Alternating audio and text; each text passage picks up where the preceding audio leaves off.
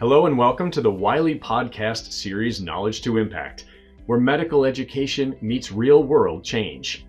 This series aims to deliver latest content updates from our Knowledge Hub program. This is our 5th episode on cancer cachexia, a progressive muscle-wasting syndrome that significantly diminishes the quality of life for many patients with cancer.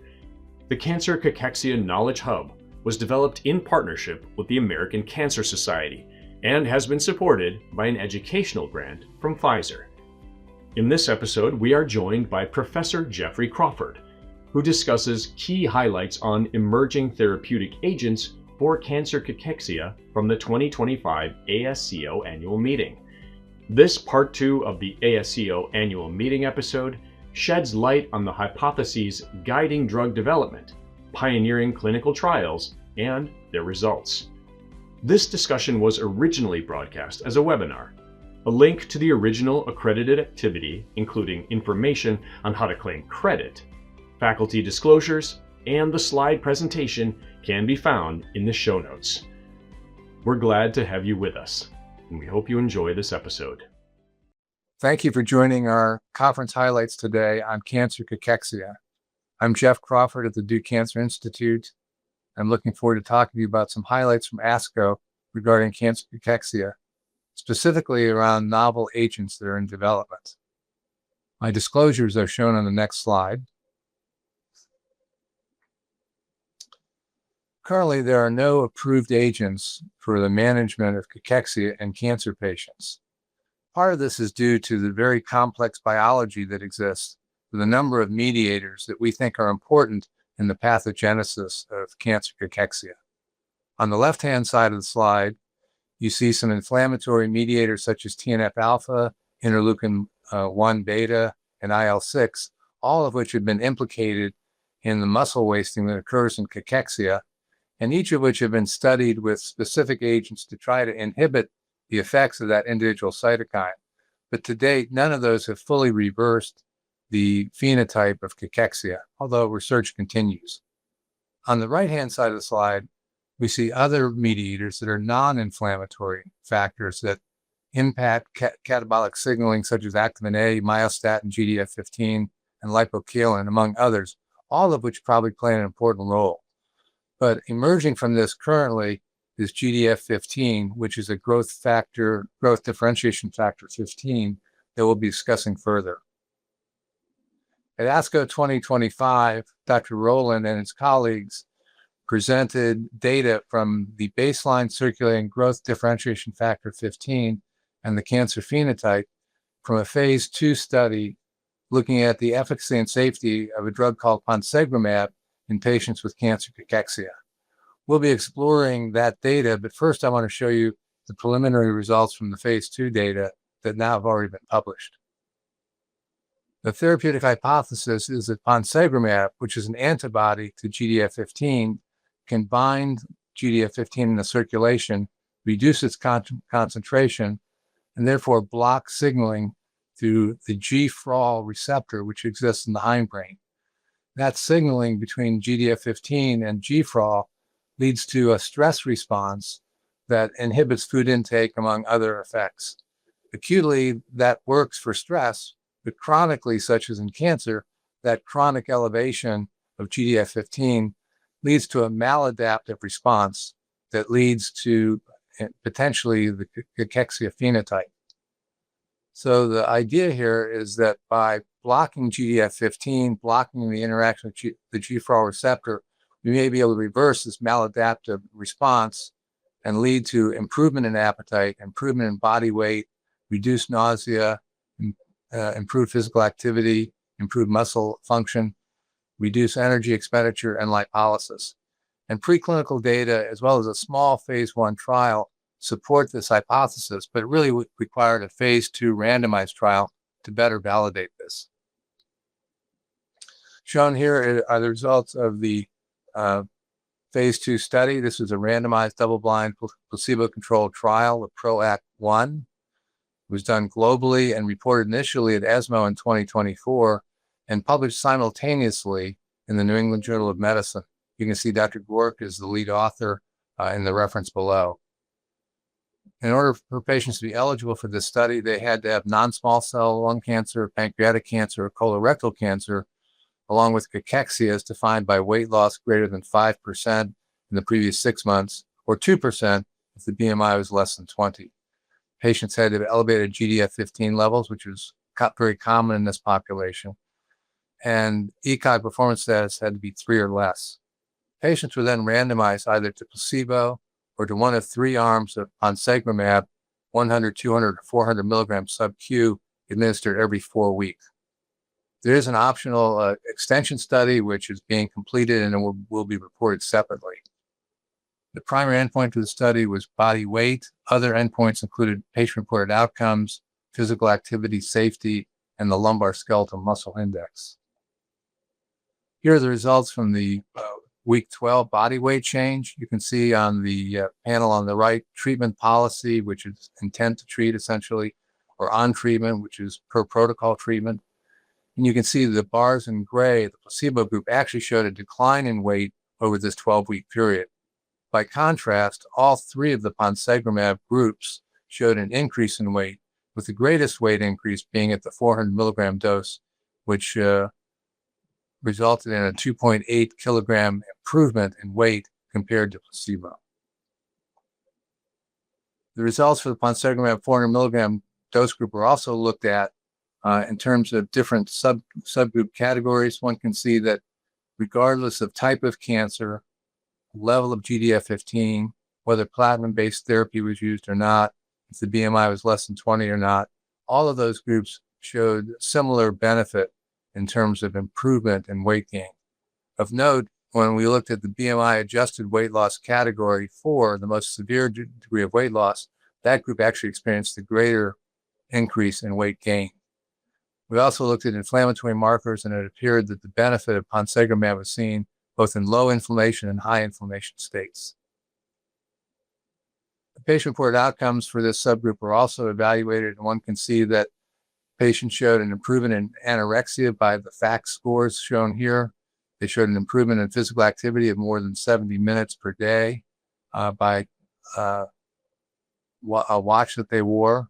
And they also showed an improvement in lumbar skeletal muscle index measured by CT. So this phase 2 study validated the importance of GDF-15 as a biomarker and a target for treatment for patients with cancer cachexia. So the current ASCO abstract wanted to explore further the baseline circulating GDF-15 levels in relationship to the baseline data. The GDF-15 levels were measured by the Roche assay. Cachexia is defined by the Furin criteria I've mentioned. Sarcopenia was defined by a standardized sex-specific cutoff values for lumbar skeletal muscle index. And patient-reported outcomes included not only the FACT 5-item symptom score, but also the cancer-related cachexia symptom diary for appetite. PROMIS instruments for fatigue and physical function were also measured. Results from the study showed that GDF-15 levels, which were elevated in all patients in order to be enrolled in the study, were actually higher within that group in patients with more advanced cancer, patients with sarcopenia, patients with a poor ECOG performance status, and patients who had pancreatic or colorectal cancer had higher levels than patients with non-small cell lung cancer. Of note, the GDF-15 levels were negatively correlated with markers of nutritional status, such as albumin and prealbumin. This is consistent with the known biology of GDF-15 and GFRAL interaction, which leads to a reduction in food intake. No associations were observed between the absolute GDF-15 levels at baseline and the patient-reported outcomes in terms of patient-reported assessments of appetite, fatigue, and physical function. The second study, also presented in this ASCO session, looked at a different anti-GDF-15 monoclonal antibody. And this is a clinical trial in progress led by Dr. Rowland and co-investigators. This is a US-based phase 1b dose escalation study of AV380, another anti-GDF-15 antibody, in combination with standard of care therapy in cancer patients with cachexia, being done in the US and currently ongoing.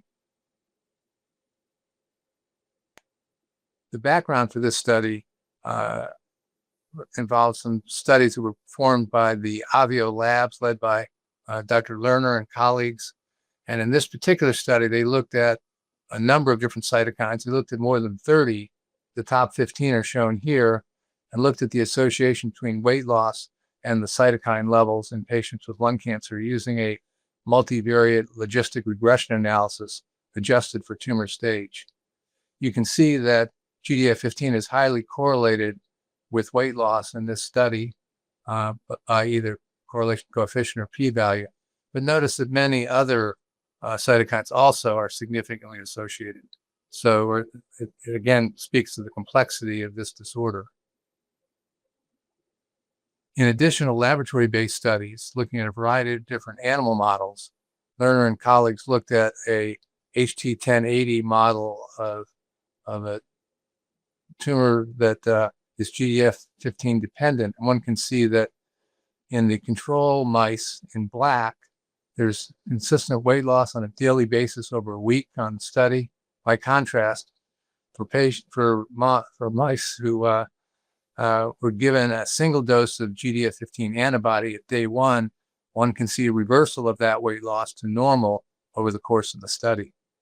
In the lower panels, we see that the weight loss consisted of both muscle loss and fat loss, and these were reversed by the single dose of the GDF15 antibody. Based on this and many other preclinical studies, as well as a phase 1 study in normal volunteers, the phase 1b study of ralagrotug was conducted. Ralagrotug is the current name for AB380, this anti-GDF15 antibody. So the ongoing study includes patients who have locally advanced or metastatic cancer who are receiving standard of care therapy. Cachexia is defined by these criteria of weight loss greater than 5%, or if patients have a BMI less than 20 or sarcopenia, weight loss less than 2% in the past 6 months. The ECOG performance status has to be 2 or less.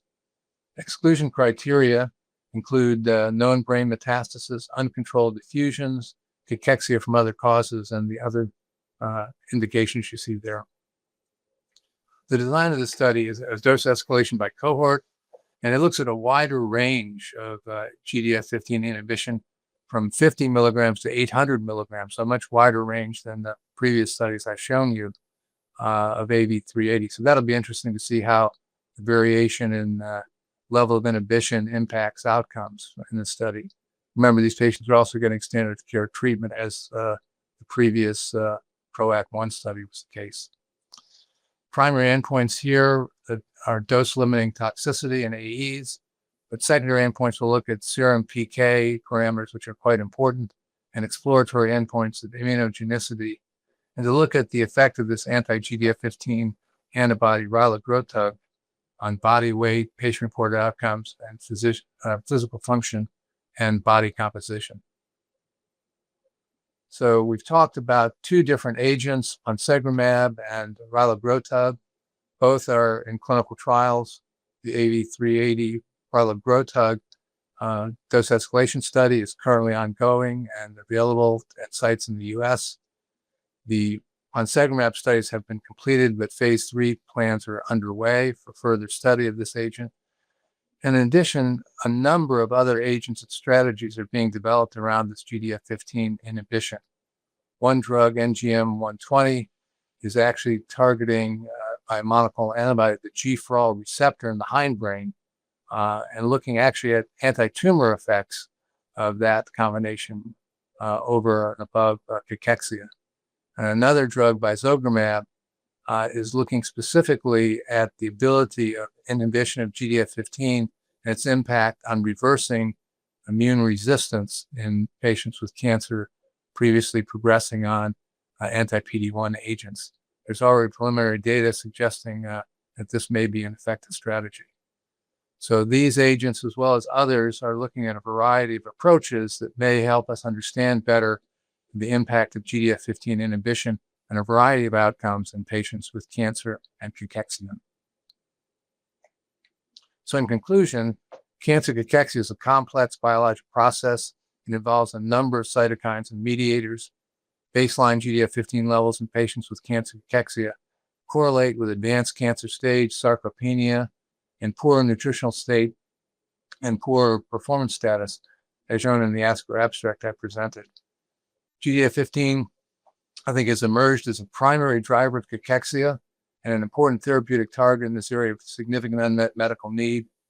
And fortunately for us and for our patients in particular, a number of promising agents that inhibit the GDF15 G4 axis are currently in clinical development.